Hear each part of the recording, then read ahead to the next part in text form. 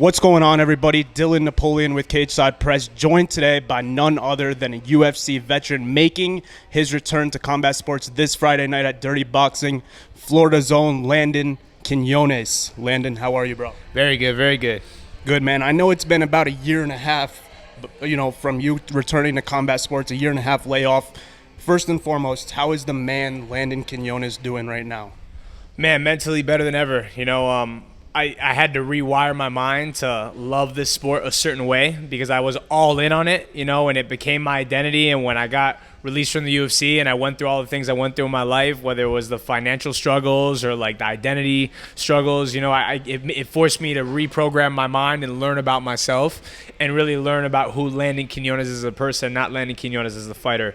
So now I'm able to come back to the sport with a free mind, and have fun and do it for the reason I started this, and that's to go for violence and pure passion and love of the game. I'm not in it for money. I'm not in it for business. I'm in it purely for myself and my own goals. And now making your return here in your home state of Florida, Miami, Florida, we're here for Dirty Boxing.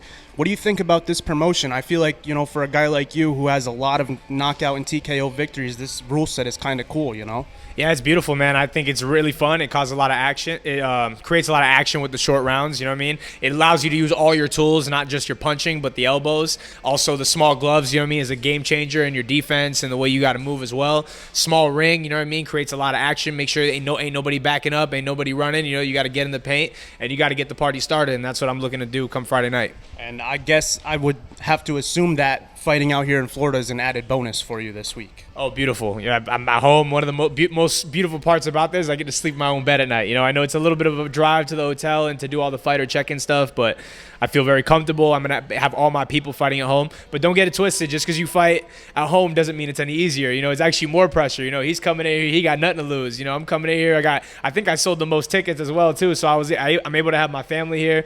My girl's pregnant, about to pop, so she'll be ringside as well. So, I got to put on a show for the fam. I can't have them stressing too much. 100%. And I know that you, like I said earlier, have a lot of knockout victories. I believe 5 or 6 knockout victories throughout your career. So how about this Dirty Boxing rule set, the fighter that you are, the skill set that you possess? Do you expect to be kind of like the perfect cut dirty boxer?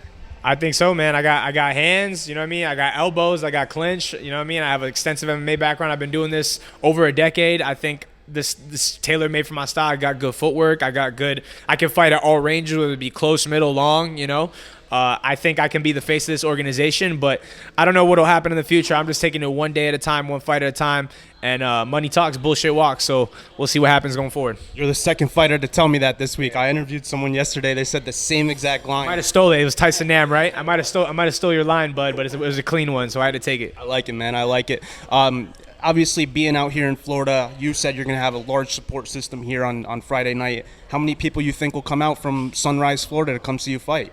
Man, at least like 50. I know it's like a lot of people from my home gym, my friends that aren't fighters, my employers, hopefully. A lot of people, man. I'd have no idea, to be honest. Like, I sold tickets more for the business side of it. But like I said, my mindset's a little bit different toward fighting. I don't really care who's there. I'm not doing it for the people. I'm not doing it for the press. I'm not doing it for the notoriety. I'm doing it purely for myself. And I'm, like I said, strictly for the love of the game. I'm going there to fight, get some fire rounds in with Mike Breeden. Hopefully get one round in, I'm not getting paid overtime, but, collect my check and go home happy. Now, speaking of Mike Breeden, what do you know about him as your opponent? Any initial reactions or analysis about him before you take to the ring with him? He's a tough fighter, man, and, I think I'm a better fighter than him, and, I know I'm a better fighter than him, but the thing is, he is still a good fighter. He's still tough as hell, and he won't believe it until I show him. So I just know I'm ready. I trained hard for this fight. I did everything I needed to do. I left no stone unturned, and I'm going to come show out Friday night, and hopefully I can show him where he stands with me. Fair enough. And you obviously come from a heavy MMA background. Your last couple fights were in the UFC, but now you're making a kind of a new journey. You're fighting in a boxing ring. I don't know, maybe you have some experience boxing. Do you at all, or is this the first time you're fighting in a ring? I actually never fought boxing or fought in a ring, but for this fight, I have trained in a ring a smaller ring than the one we're fighting in, like way smaller. And I've been doing lots of boxing rounds. I've been mixing it up between small glove rounds early in the week, and I do big glove rounds in the ring later in the week with 3-minute rounds and more rounds. So I'll do like heavy sprints of long rounds early in the week, and later in the week I was doing 3 rounds with a fresh guy, then another 3 rounds with another fresh guy, then another 3 rounds with another fresh guy. So like 9 rounds in total with a fresh guy shark tanking me every 3 in the ring. You know, so I train hard for this fight. I'm ready to box, and I think I'm going to box Mike Breeden's ears off. And I know that Friday night would be the perfect way for you to kind of, you know, return to the sport, return to combat sports. You got your people out here. You have a great matchup with Mike Breeden. How important for your career would this knockout victory be on Friday night? I mean, it's important, but at the end of the day, one thing I know that I made it clear in this time off is that I will never need fighting again. If something happens with fighting is going to miss me.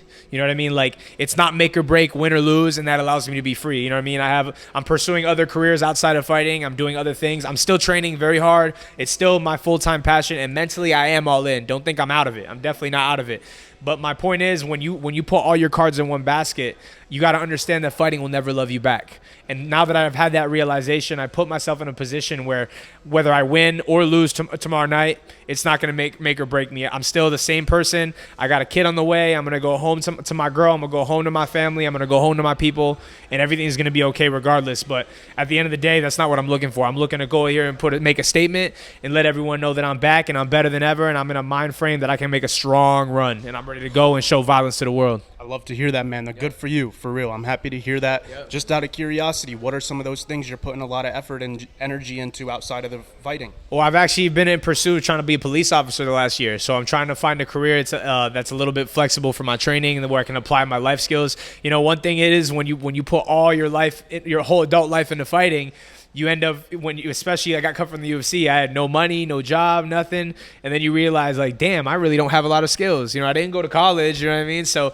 I feel like through helping my community and serving the people, it's something that I can apply my martial arts skills, my martial arts principles, and make the world a better place, and also support myself and my family. So, and plus, like, these cops get a bad rap, man. There's some shitty ass cops. You know, if I'm a well-trained martial artist and have been in the heat, like, these are the cops that are not insecure, that aren't going to be pulling guns and tasers and hurting people. You know, it's the guys that are untrained, that have no social skills or life skills, that go out there and make shitty ass cops, and they make a bad name for them. So I want to be one that's not like that. So good for you, man. I respect that. That'd be a great.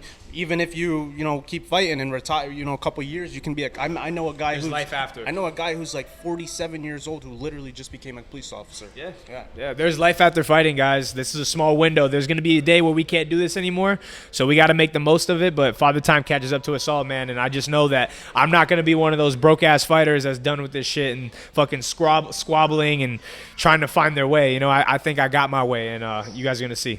My last question for you, Landon, is I know a lot of people in attendance on Friday night, they're going to know you and know what you're all about. But for those new people who are watching you fight, tuning in on Friday night, what can they expect from Landon Quinones in your dirty boxing debut? One of two things. You're either going to see a clean masterclass, or you're going to see a bloody-ass war. Just make sure you tune in Friday night, live from the hangar in Miami, August 29th, and live on YouTube for free. That's it. Landon Quinones makes his debut, but more importantly, his return to combat sports this Friday night. Landon, thank you so much, bro. Yeah, thank you, Dylan. Appreciate you, brother.